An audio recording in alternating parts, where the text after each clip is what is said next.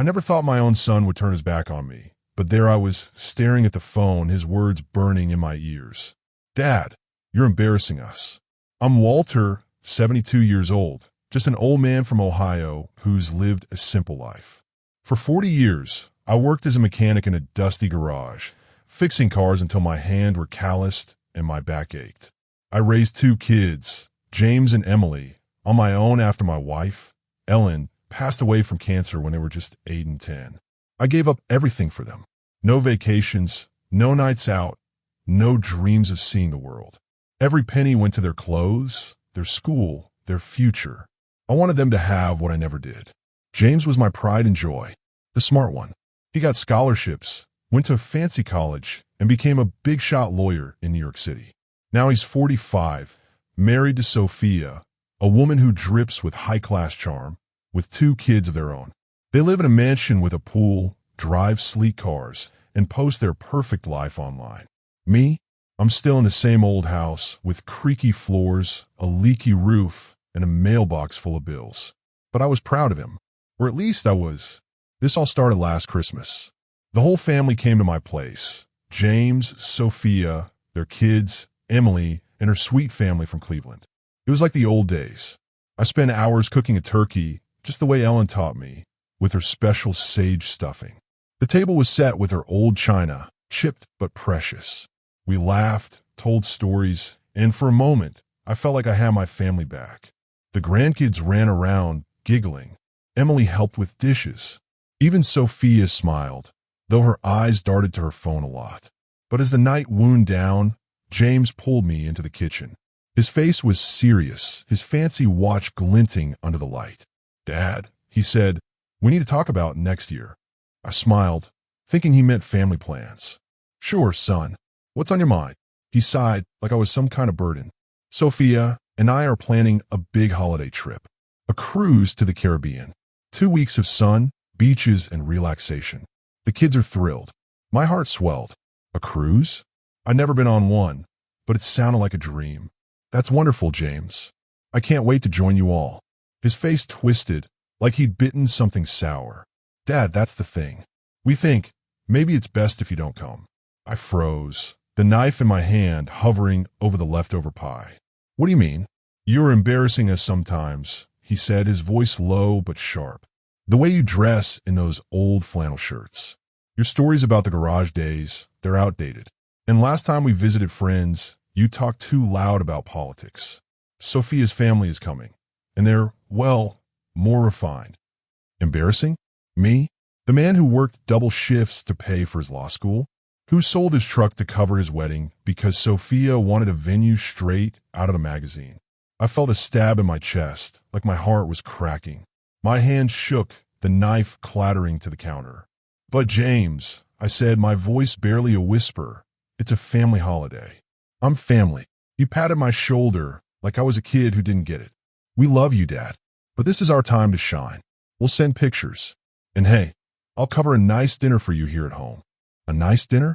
Like I was some charity case? I nodded, too stunned to argue. My throat burned. That night, after they all left, I sat alone in the dark living room, staring at Ellen's faded photo on the mantel.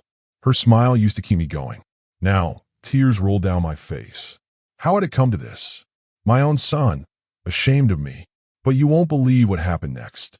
The weeks after Christmas were heavy. I tried to shake off James's words, but they stuck like grease stains on my old work shirts. I called him every Sunday, like always, asking about the grandkids, their school plays, their soccer games. But he was distant. Busy, Dad. Court cases piling up, he'd say, his voice clipped. Sophia never picked up, not once. I left voicemails, but they went unanswered. It was like I didn't exist.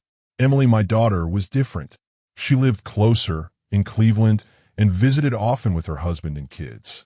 One chilly February afternoon, we sat at my kitchen table, sipping coffee from chipped mugs. The house smelled of the cinnamon rolls I'd baked. Hoping to cheer myself up, Emily's eyes were soft but angry. Dad, James is being a total jerk, she said, slamming her mug down. He told me about the cruise. Said you wouldn't fit in. That's absolute nonsense. You've done everything for us. I shrugged, staring at the steam rising from my coffee. He's grown, Emily. Has his own life now. But inside, it was eating me alive. I couldn't stop thinking about the sacrifices I'd made. When James was 10, I skipped meals some days so he could have new shoes for school. Kids teased him about his worn-out sneakers, and I couldn't stand seeing him cry. At 16, he crashed the family car, joyriding with friends. I worked overtime for months to fix it, never yelling, never punishing. I just wanted him to be happy. And his wedding? I mortgaged this house, the one Ellen and I built our life in, to pay for Sophia's dream venue, a sparkling estate with chandeliers and fountains. They never even thanked me. Now, embarrassing. The word cut deeper every time I thought about it. One rainy March evening, I climbed into the attic, looking for a box of Ellen's old recipe cards. I want to make her lasagna, something to feel close to her.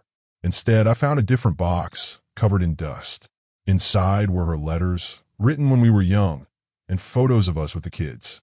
James as a baby, giggling in my arms. James at 5, helping me fix a car with a toy wrench. My eyes stung as I read Ellen's words. Walter, you're the best father. Our kids are lucky. I sat on the attic floor, sobbing. Why did James treat me like trash? Then came the email that poured salt in the wound. It was early April, and James sent the cruise details. Just so you know, Dad, he wrote. Departing June 15th, booked for 10 people. Me, Sophia, the kids, her parents, her sister, and a couple of friends. Friends? Not me. I read the email again, my hands trembling. I'd given him $5,000 last year for family emergencies. He swore it was for medical bills, but now I wondered, did that money go to this cruise? To the fancy ship he didn't want me on? The unfairness hit like a punch. James had money, status, a perfect life. I had nothing but love, and he threw it away like it was worthless. Every night, I lay awake, staring at the ceiling, hearing his voice. Embarrassing. I saw Sophia's fake smile, her parents' judging eyes. They thought they were better than me, didn't they? I started noticing more. James posted on Facebook photos of fancy dinners, a new car, him in a tailored suit. Never a word about me. Sophia's posts were worse. Perfect family vibes. She captioned a photo of her and James on a rooftop bar, city lights sparkling. Perfect family. Without me. Emily kept checking in. One sunny May morning, she brought her kids over. They ran around my backyard, chasing the old dog I'd adopted after Ellen passed. Emily sat with me on the porch, her face serious. Dad, you should do something for yourself, she said. Take a trip. You deserve it. I laughed, but it was hollow. With what money, Em? I gave it all to them. She hugged me tight. You're too good, Dad. James doesn't deserve you. Her words stuck with me, but so did the anger. The power imbalance was clear. James had everything, money, a big house, a fancy life. I had this old house and memories. He thought he could push me aside like I was nothing, but he was wrong. The tension was building, like a storm ready to break. And then something happened that changed everything. It was mid-May, a month before the cruise. I was sitting in my recliner, flipping through an old car magazine, when the phone rang. It was James, calling late, his voice rushed. Dad, hey, quick favor. My heart jumped. Maybe he'd change his mind. Maybe he'd invite me on the cruise after all. What is it, son? We need an extra spot on the cruise, he said. Sophia's cousin backed out last minute. The deposit's non-refundable, so we're stuck. Can you spot us $2,000 to cover a replacement? We'll pay you back, I swear. Spot them? After they excluded me? After calling me embarrassing? My grip tightened on the phone. James, you said I don't fit in. Why ask me for money now? He paused, then laughed like I was being difficult. Come on, Dad. It's family. Don't be petty. Petty? That word snapped something inside me. All the years of sacrifice, all the love I poured into him, and he called me petty? I felt my blood boil, my chest tight with rage. I hung up without a word. Sat there, shaking, staring at the dark TV screen. That was it. No more Mr. Nice Guy. No more being pushed around. It was time for revenge. But how? I got up and paced the house, my footsteps loud on the creaky floors. James's weakness was his pride. He hated losing face, especially to people he thought were beneath him. He loved being the big man, the successful lawyer, the one everyone looked up to. I needed to hit him where it hurt, his ego. I sat at the kitchen table, a single light bulb buzzing overhead. My mind raced. Who could shake James up? Who could make him squirm? Then it hit me. Nathan, his old law school rival. Back in the day, they competed for everything, grades, internships, even girls. James played dirty, stealing Nathan's girlfriend and spreading rumors to get ahead. Nathan ended up a small-town lawyer, stuck in a dead-end job, while James climbed to the top. They hadn't spoken in years, but I remembered Nathan from family barbecues. He was a good guy, just down on his luck. What if I gave James's spot on the cruise to Nathan? Let him enjoy the luxury James thought was his alone? No, I could do better than that. I hung up on James, my heart pounding like a drum in my chest. Petty, he'd called me. Petty. After all I'd done, working double shifts at the garage, mortgaging my house for his fancy wedding, giving up my dreams to put him through school. No way. This wasn't just hurt feelings anymore. This was about making my son face the consequences of treating me like dirt. I paced my old house all night, the floorboards creaking under my heavy steps. The walls, faded and peeling, seemed to whisper Ellen's voice, urging me to stand up for myself. James's weakness was his pride. He loved being the big man, the successful lawyer, the guy with the perfect life. He hated looking small, especially in front of people he thought were beneath him. I needed to hit him where it hurt most, his ego, his image, his precious status. I sat at the kitchen table, the single light bulb buzzing above me. My mind raced. Who could shake James's perfect world? Who could make him squirm in front of his fancy wife and her high-class family? Then it hit me like a spark plug firing. Nathan, his old law school rival. Back in college, James and Nathan were like two bulls locking horns. They competed for everything, top grades, the best internships, even a girl named Claire. James didn't play fair. He stole Claire from Nathan, whispering sweet lies to win her over.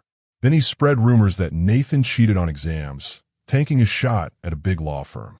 Nathan ended up a small-town lawyer in a dead-end job, stuck in a nowhere town, while James climbed to the top, living his shiny New York City life. They hadn't spoken in over a decade, but I remembered Nathan from old family barbecues.